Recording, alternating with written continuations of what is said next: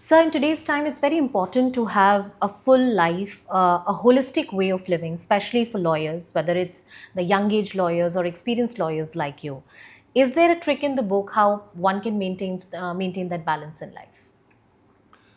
This question arose when I resigned from my job and started practicing as a lawyer in the Supreme Court. And being a first generation lawyer with no backing, the hard work that I had to put in was tremendous, which of course paid off over a period of time.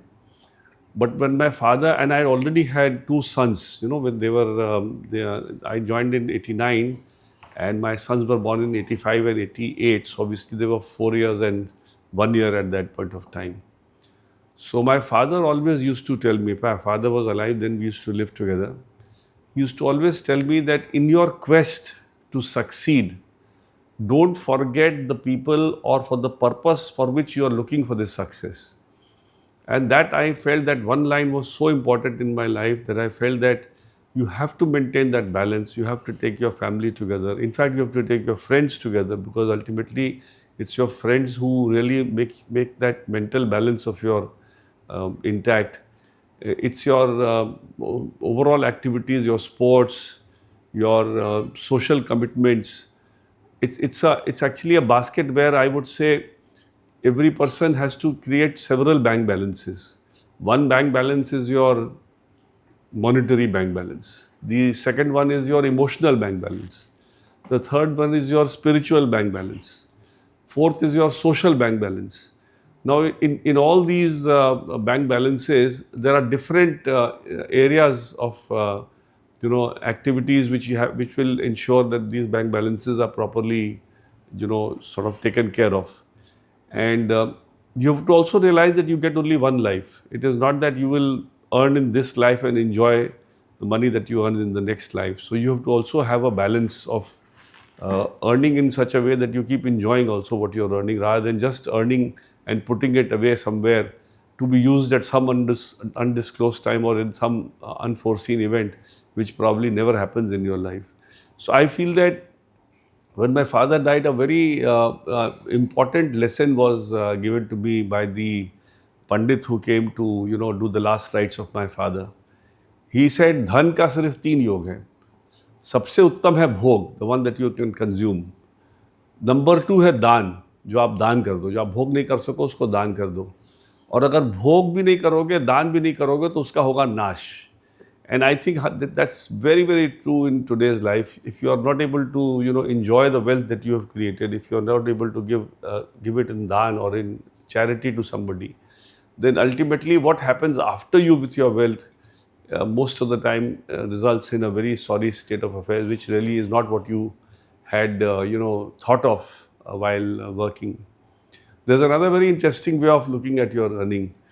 People say that the money that you have saved at the time when you die, or which is there in your bank balance, is the money which you unnecessarily earned, which you could never use in your lifetime. So these are very, very, and I've also felt, and I really thank my first chartered accountant who encouraged me to pay taxes.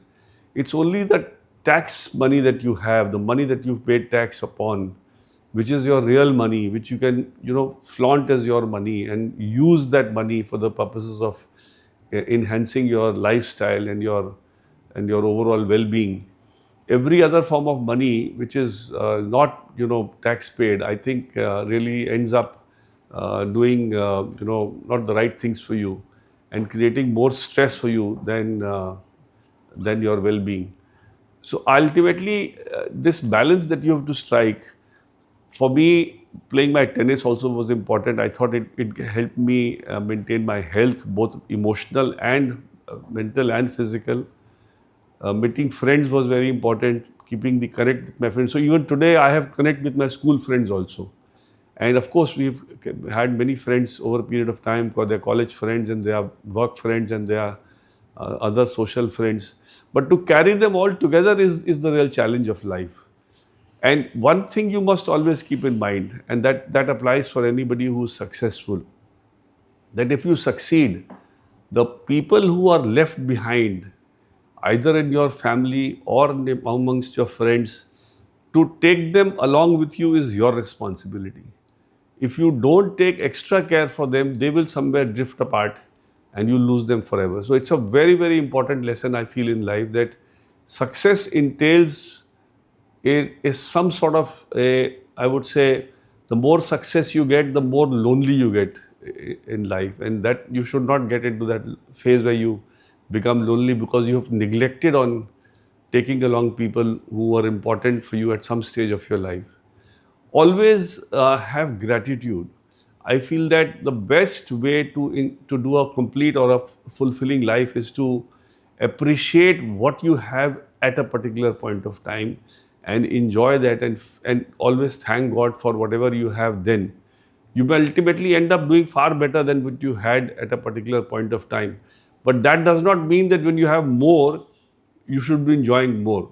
In fact, you should be enjoying every phase of your life as if you are so thankful to God for whatever He has given to you. And these are lessons, I think, which everybody, especially the youngsters, should know, because this is how you will live a complete life. You may, earn lots of money, tons of money, and if your family is not happy, if your children are not doing well, if they get into drugs or if they get into some bad habits, what is the worth of your money, or what is the worth of all that you've created? So looking after people whom you can help, looking after your immediate neighborhood. They say charity begins at home. You have to always see that the people around you are doing well. If they are not doing well, then ultimately you also can't be in a congenial atmosphere in the long run. So to be in a congenial atmosphere, you have to ensure that your ecosystem is, after you've taken care of your ecosystem, then you should also try and do else, for others. But ultimately, the most important thing is to take care of your ecosystem. So I feel that these are lessons which people often forget. A lot of my friends tell me that you get 2 hours of yoga. Where do you get the time? I'm so busy. I said, I'm also working. I also have lots of engagement, but I have to take out time. I have to take out time. And it's like saying that you are driving a car and you say you don't have time to put petrol in the car. So it's something as absurd as that. So whatever is close to your heart, whether it be singing, whether it be sports, whether it be any other activity, whether it be spending time with your friends, try and do all that. Try and do all that all your life, so that each moment of your life you cherish that moment. I have also felt that youngsters, when they are looking for a vocation and thinking of deciding what to do in life, the criteria should be that they should choose a profession which they enjoy. If you enjoy your profession, work will never suck. And if you don't enjoy your profession, there will be a possibility for you to burn out at some stage. Why do people burn out at 40 and 45? Because the work sucks. They have earned a lot of money by then, and then they realize, no, but I just want my chill time. Your chill time should be with you all the time.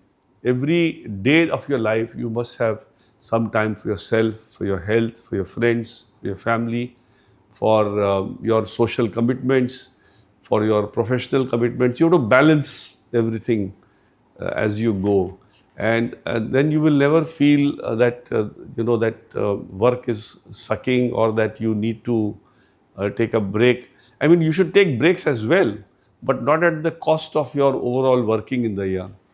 But break means not break in the sense of taking a saying that I'm not going to work anymore in future. That should never happen in your life.